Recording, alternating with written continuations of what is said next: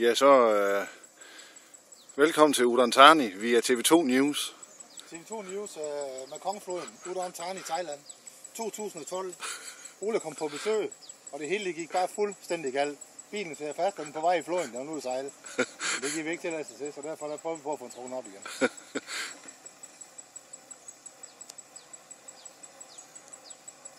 Holm og Sørensen på tur i Udon.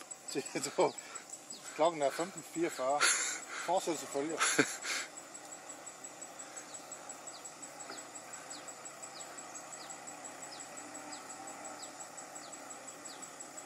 Nu skal han jo heller ikke ryge. Ja.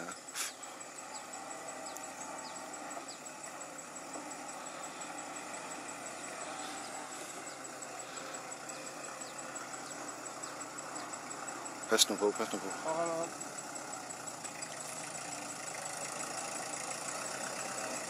Han ryger over en.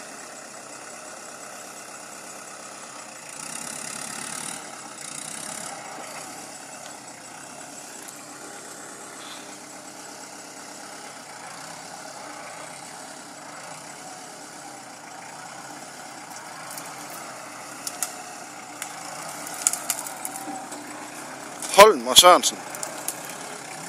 Udon Thani.